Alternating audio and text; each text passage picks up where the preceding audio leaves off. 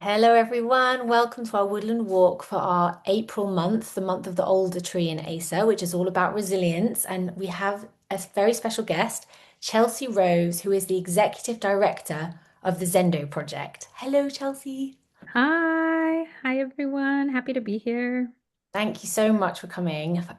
Really excited for this conversation. Really just so looking forward to hearing more about the Zendo project. Such an incredible thing, such a success story, and really beautiful, um, just like wonderful human project, human ingenuity, people coming together at scale to offer this really compassionate, safe, lovely support when people really need it their most, when they're in the kind of crisis psychedelic, oh, those deep waters that many of us will have been in, and how much you need somebody to be there to help you get through it. So, Chelsea, first of all, like we want to hear about your work with Zendo, but we also want to hear about you. Like, how did you come to be doing this amazing work? Yeah, it's actually really fun to think back and ask myself exactly how I got here. One thing that I have really been reflecting on lately is um, kind of that I can't really imagine who I would be if it weren't for psychedelics. And psychedelics came into my life when I was pretty young. I started exploring psychedelics really midway through high school. So I always think, okay, my brain was developing. And so, I can't really separate all those experiences that I had in those early years from really who I am. But I think one of the most powerful things that I immediately recognized in doing psychedelics was the connection, the way it deepened connection to my friends at that time in my life when, it's an awkward, teenagerdom is such an awkward age and, trying to understand relationships. And there was this way in which exploring psychedelics, at that young age just showed me what's possible in relationship and in connection. And I'm such a socially oriented person, and so I think it really opened my eyes to how powerful connection can be and how supportive that can be for healing and really for just a sense of belonging in the world, which I think is so important to us as human beings. And so, it really started out young for me, and as a result of that, I kind of just followed. I almost say I would follow psychedelics. Like I would be like, oh, I ended up in Los Angeles kind of on a whim. I was supposed to go to college in Boulder, Colorado, and I went out to Los Angeles and I met this amazing group of folks who were psychedelically explorative and would go out in the desert. And so I ended up actually changing all my plans, when I was 18 and moving to LA and I think there was a moment when I was at a friend's house and I looked down at the table and they had a maps bulletin on their coffee table. And that was the first time I ever heard of maps.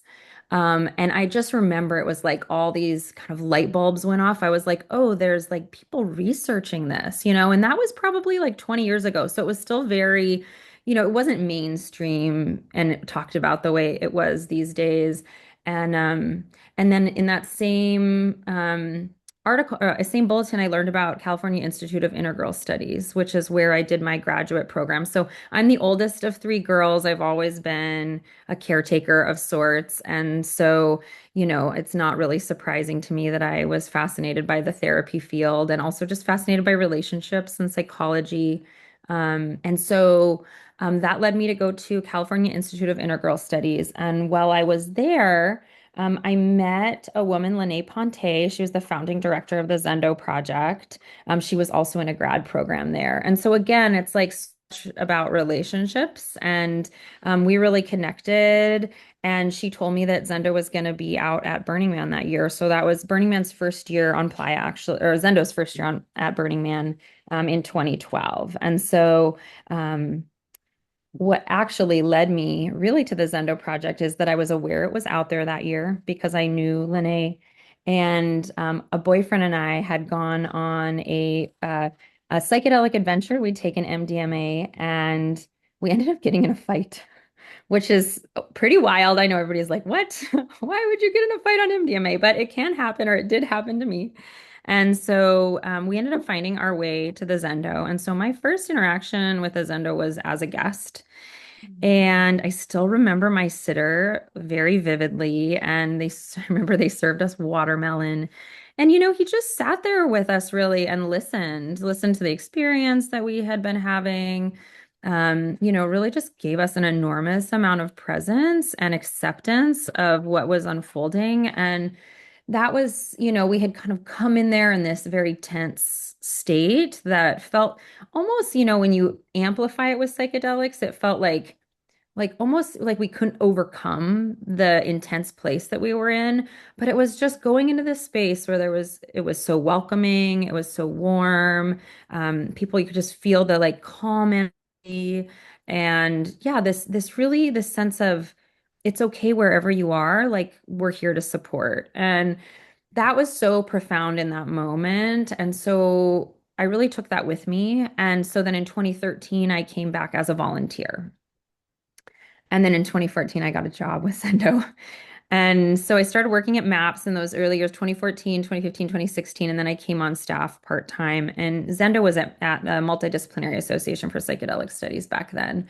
And so it ended up that really I was in training as a therapist, but I ended up really taking care of the operations. I'm a detail-oriented kind of space creator. And so it really ended up being an opportunity to take this space and how do we want to run it and how do we want to make it beautiful and welcoming and easeful for people. And so that was my job for many, many years. And then in 2022, MAPS spun Zendo off as our own nonprofit. And so at that point, that's when I became the executive director. So which has been a big learning journey for me because I'm a trained therapist, not I didn't get an MBA and learn how to run a business, but I have been learning as we've been going with an amazing amount of support. MAPS has been incredible in supporting us, and and the community really came in. And so, in this last 3 years, as a profit, we've really been evolving what we're doing. And I'll just say, in terms of wrapping up the piece about my own story and what brought me here, is kind of looping back to that connectedness piece.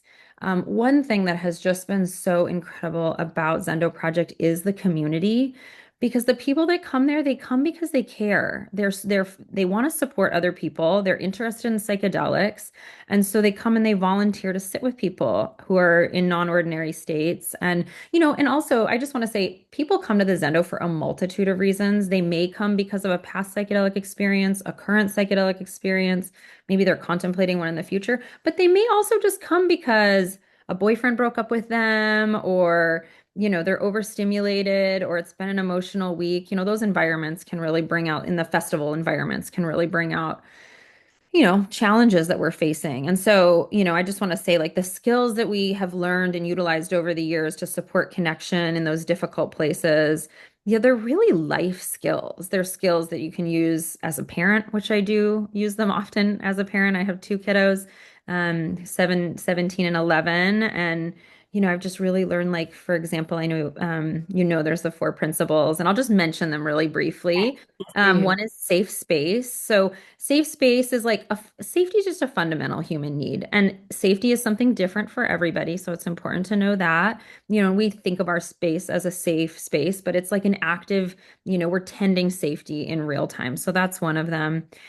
Difficult is not necessarily bad. So that is the concept that, in a difficult time, we can often learn a lot about ourselves and gain insight about ourselves that can be really valuable for us as human beings. And then there's through, not down. And so through, not down is really that, like, by going through the experience versus trying to get out of it, we can lean in and see what's there for us to learn, kind of the same with the difficult is not necessarily bad. And then my favorite principle is sitting, not guiding. So that's the fourth. And sitting, not guiding, I love so much because it's really, I think, in our Western culture, when someone's having a hard time, we want to fix it. We want to change it. We want it to shift so that they're not suffering anymore. Um, and really, the principle is actually that we don't have to do anything. We don't have to fix anything. It's just about being. So being with someone where they're at. And I find I use that it's like a thing we have to practice, it's like, and so I do that with my kids where my son might be having a hard time and I feel that part of me that wants to be like, oh, I don't want him to be having a hard time. What can I do to fix it? What can I do to make it right? And I've really, really learned over and over that if I just be quiet and I just sit there with him and wait, he will start to share what's upsetting him, or he will start to know what it is that he needs and articulate that to me versus me trying to change him. So I just like that reminder that these principles are we really learn them from psychedelics, but they are so broadly applicable.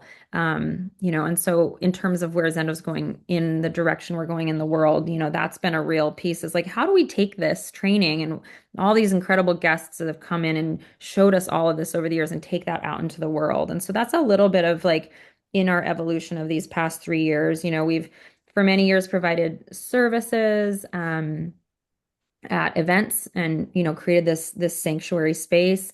We've been training people how to sit with folks who are in altered states of consciousness, and then now we're really taking a program, taking our learnings, and we are taking them into healthcare settings and teaching crisis workers, and we hope to kind of go toward nurses and ER doctors. How do you be with someone in a hard moment, and it's not just about psychedelics, right? We can end up there in so many different ways. I mean, even if you're in the ER in the first place, it's just to have somebody show up and give you that presence and that kindness can be so impactful. So that's kind of like, our big vision is how do we take this skill set and bring it into mainstream society and impact positive change, and then we're still doing, our event-based work, as well as our sit training, which is our 12-hour. It's kind of usually over the course of a month or over a weekend where we teach people the skills that we teach our volunteers. So I know I just gave you a lot of Oh, information, so I don't know where you want to go with all of oh, that, but I loved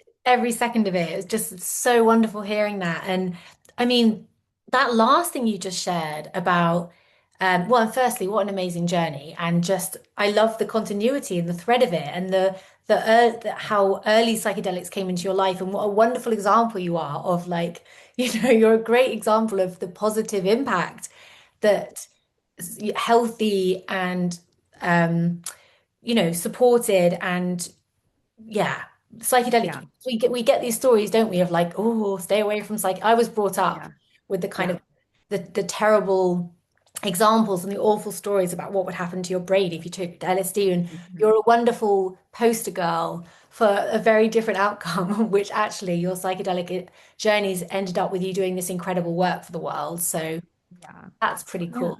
Yeah, yeah, and it's so what has been like the most beautiful part of it is the people that come that, I mean, I've learned so much from the people, I've learned so much from my relationships that I've had with, the community that surrounded this collective desire to support people. And so that's really been, the biggest gift for me has been the connections and the friendship and the community of these just incredibly caring human beings. So, yeah. Mm. And yeah, that's the other thing I wanted to pick up was about what you shared about the learnings about holding space for people in crisis moments, that generalizing to healthcare.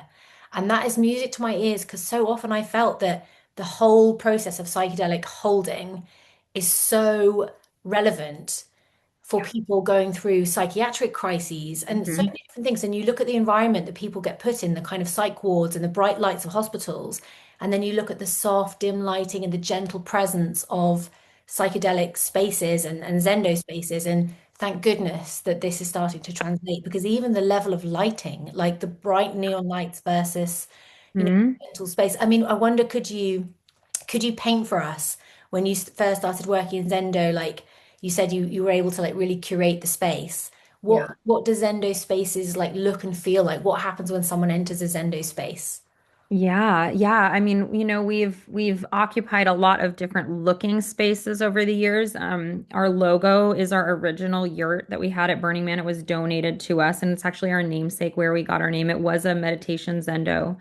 And they found in this Zendo at Burning Man that if folks were in, it was for a Buddhist space, but they found that people on psychedelics would find their way there as a safe space that was held. And so that's kind of how it translated to like, we want to donate this to you so you can actually use this space to hold space for people on psychedelics because they're gravitating here anyways. And so this was a 30-foot cardboard yurt, like a beautiful structure. And the circular spaces are really lovely. We haven't always been in circular spaces. Sometimes we're in like carports and so we really make the best of it that we can, but it's lighting, dim, warm lighting. It makes such a difference. Like pastel colored or rainbow colored, like, really, really nice soft colors. Um, Warm the space, blankets and pillows and the things that make one feel cozy. We always have snacks and water and tea and coffee and those sort of things that we can offer folks. But I think that some of it is like the energetics, like the people that are occupying the space. So, just quieter voices and, people, we can hear people in conversation. And, another question we've gotten for a lot of years is what if someone's having a really big experience? Like, how does that impact other people? And it's actually kind of magical that even when someone in the space is having a large, maybe when they're loud or a lot of movement, it doesn't seem to disrupt the other people. In fact, sometimes I think other people are like, "Oh my gosh, I thought I was having a hard experience, but I can really see they are." So there's like some sense of like, "Oh, I'm almost holding space," or just like, recognizing where I'm at in reflection of where this other person is at. So, there's just something about the energetics of that, of like we're here together and we have each other that also creates the space itself. And if people are on their own and they can curate their own space, then, it's like music and like, what are you wearing and who are you with? I think that's another big one is, just really being sure that you're in the company of people that you feel like you can lean into if you need it, or if things get difficult that you feel like they'll have you. So there's so many qualities of what create safety for someone. And again, that might look very different for each individual. But for me, it's like I like to be warm. I like to be cozy. I love music. I feel like music can take you on a journey. So knowing the music you like, some of those things. And then, of course, having, a wonderful support network around you, or even just a single person, can make a big difference on the space itself. Mm. And can you tell us a little bit about you mentioned about sometimes when people are in the space and someone else is having a big experience, it can almost shift the perspective because they feel like then they're holding space for someone else. And that shift of like, actually, I can be there for others just made me think a bit about the whole experience of volunteering as Yeah. well, like the whole experience of being in service to others and how incredibly powerful that is as a kind of soul medicine. Like, Yeah. doesn't matter what's going on in our lives, if we can be there for somebody else, it Yeah. shakes us out of whatever we're going through and it helps us. Yeah. It's such incredible, powerful therapy in a Yeah. way, being Yeah. able to hold space for other people that I think is often under recognized as a kind of like how quickly it kind of works. And obviously Yeah. that's a very kind of selfish perspective on like, being of service. It's like what it does for us. But I think I think that's a really important part of it too. Like the experience of volunteers is, I'm sure, very joyful. Can you Yeah. tell us a little bit about your experience as a volunteer, like your highlights, and also just generally for people volunteering for Zendo, kind of what feedback do you get from people about what it's like to be a Zendo volunteer? Yeah, yeah. I mean, actually, I was just on a call with a woman yesterday who volunteered with us at Burning Man last year, and she just said, it was such a nourishing experience. The shifts are about 8 hours, so they can't, we do 6 to 8 hour shifts, but like if you're with someone that whole time, that can be a long time. Um, and and what she mentioned was like how incredible it was to have a team of people. So if she wasn't sure what to do, she knew that she could reach out to anybody else in the space and get support. There's supervisors and coordinators and various layers of support that are there for the sitters. Um, and she was also reflecting on just how profound it is. And I would say this is true about my own experience, is that you see someone come in distress, then you get to spend this precious time with them and really just be there. Again, like that simplicity of like all I need to do is be myself, and I can almost use my nervous system as a grounding rod, or as a regulator for the person that you're with. So a lot of it is about noticing the self and just like really centering the self, and then just providing this space to just allow things to unfold. And in that, it's just incredible what you see happen. And so then, someone will move through an experience, and then when they go to leave, the feedback that folks give, is, or people come back the next day sometimes and be like, oh my gosh, this changed my life. Like, you don't know how powerful that was for me. And sometimes we really can't tell on the outside. Even sometimes it looks like someone's having a horrible experience, and later we'll find out inside their own experience they were having a great time. But just being there and knowing somebody was there, I mean, people come back all the time. In fact, at Burning Man in 2024, a guest donated $10,000 to Zendo after sitting in the space. Like, I just think that reflects like how profound that was for that person, that in that moment where it was really hard, and ended up having to go to medical and kind of work through some of the other systems in place, that he felt so supported that he gave such a significant donation. So, I think that's really where you feel the gift is like, oh, it can get hard and tense, and you can, really feel someone like in the hardship of like the human experience when it gets so difficult and kind of sticky and dark. And then you see them move through that just through these simple principles. They're so simple. Like that's what I love about it. And that's, why I think we feel so excited about training people in this, because when you work in the healthcare system, you learn how to assess and kind of how to do all these technical skills. But just what about this skill of presence? That's actually quite simple to learn. It's always a practice, but it's simple to learn. So I think that there's something really powerful in that. And then there's a piece where like you can take that experience and you can take it with you, and then you can use it out in the world as life comes your way. And so it's kind of, it keeps giving to you. And I remember so many of my sits over the years. And, there's hard moments. And then there's these moments where something shifts and you can feel it, or like moments where you end up like just in total laughter over something, and the humor that arises that just like brings levity to the challenges that are very human. So I think there's this piece, like hear me saying the word human a lot, it's like, it's kind of like the permission to be human, because we spend so much of our life getting all this feedback that we need to be a certain way. And, I feel like that's something I've gotten out of volunteering is like you see someone through a struggle, and you also kind of on some level accept your own struggle a little bit more, or you give yourself more space to be human because you've allowed another person to have more space to be human. So those are some of the gifts that I think stand out to me of being in the space and getting to support people.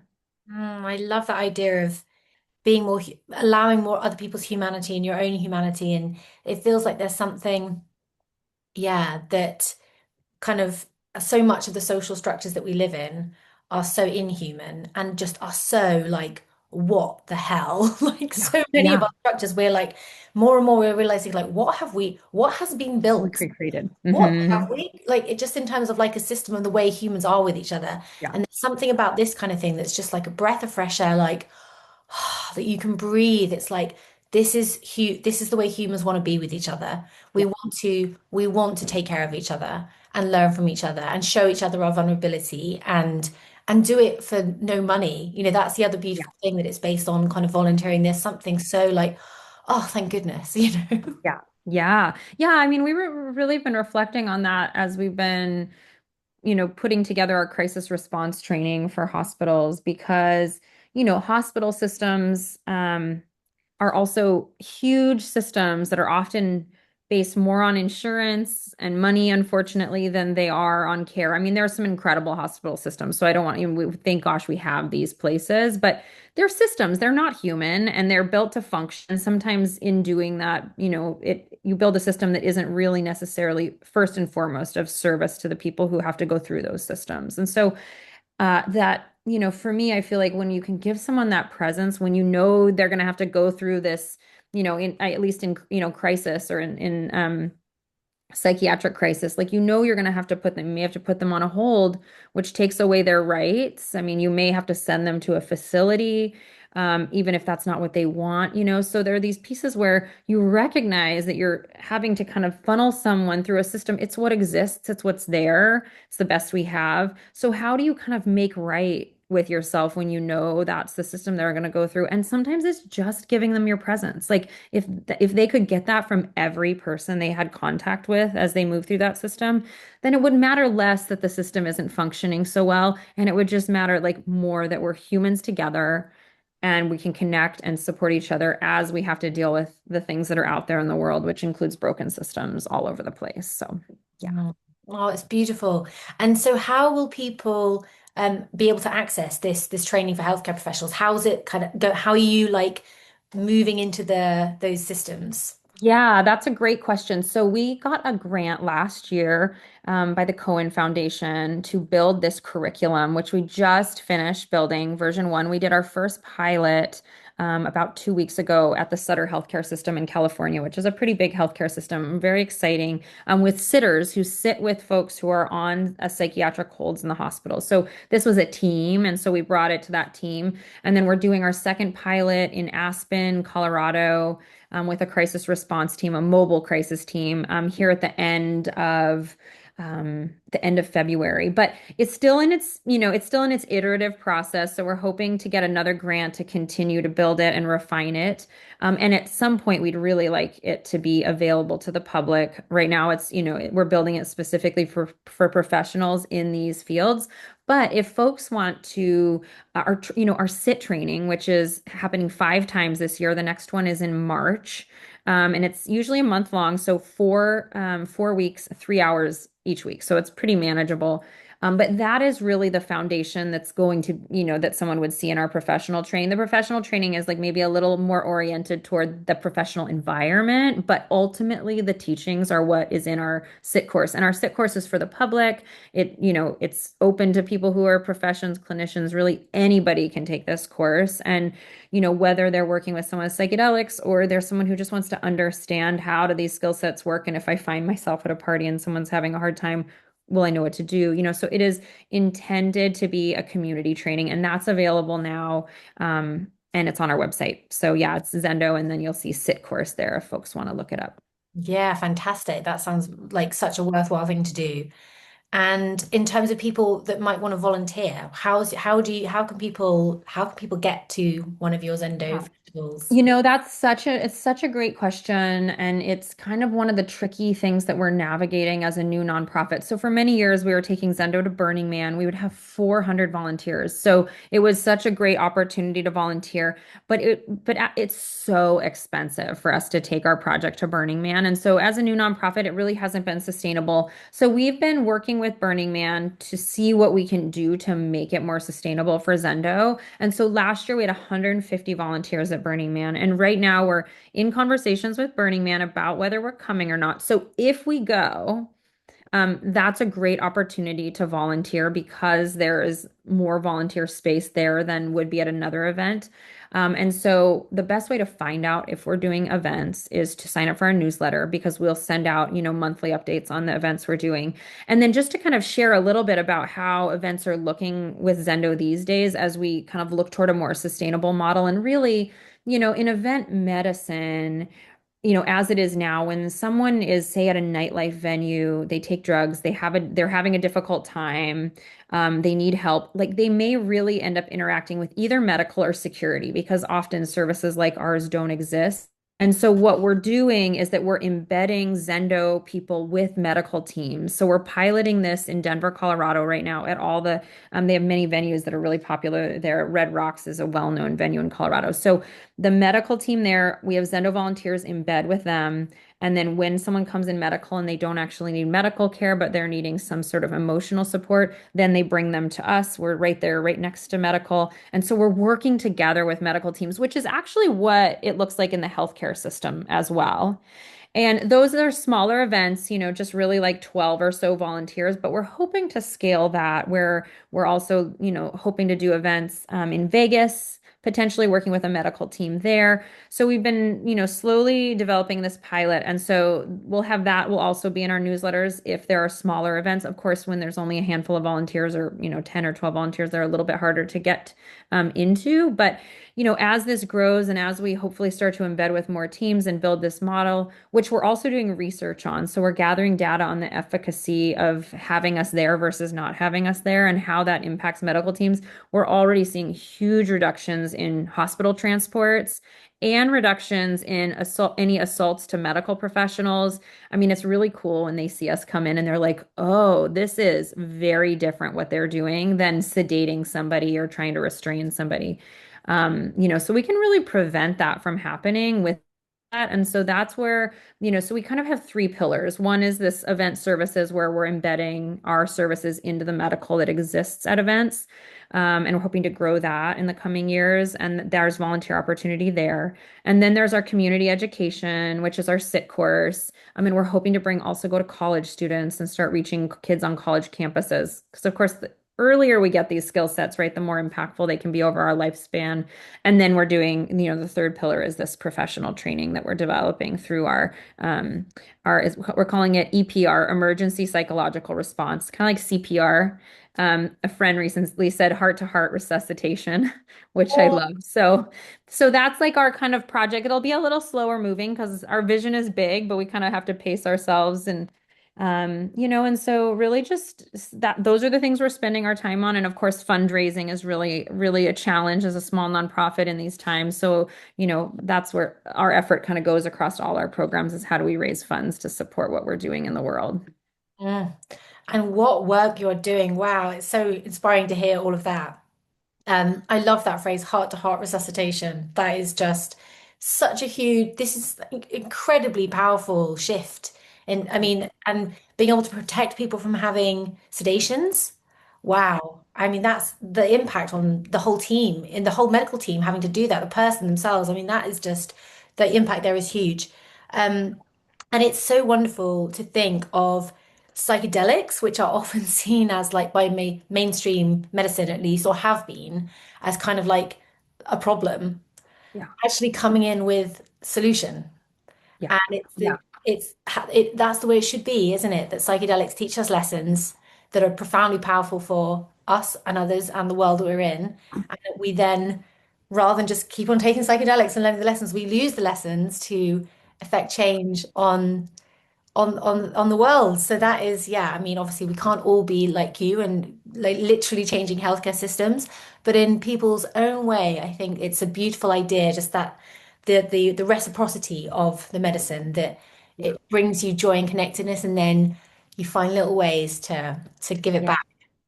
Yeah, yeah, exactly. I mean, that's really, and we can just do that in our own worlds, in our families, it makes a difference. And, having a friend that you feel like you can call when you're having a hard time and they'll just be there for you, like in that hard time, just that one friend can make all the difference. And so, I mean, we're doing it at this scale of wanting to get into hospital systems, but it's because we learned it with each other, just doing it one on one. And so, I just want to emphasize like the impact of having the skill set in your own life will affect in good ways the people around you. And it kind of just spreads from there. And so I think, in our vision, this is something that's like, yeah, psychedelics taught us this, and not everybody's going to take psychedelics. But how cool if we could take what psychedelics taught us and bridge back into the mainstream and bring that positive change. But it really just starts with one-on-one interactions that we have with each other. So everybody can do it. And that's what's so beautiful about it.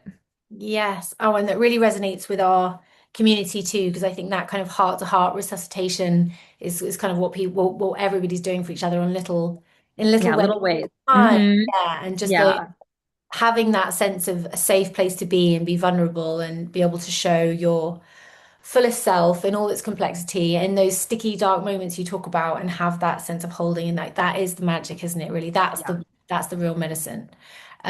Well, wow, what a powerful story, and what an incredible journey that you've been on, and that you're now sharing with everyone. And I can't wait for our community to have time in the Q&A to ask you questions. I'm hoping we'll have lots of discussion around what you've learned around challenging experiences. I'm sure that our community members will have questions around.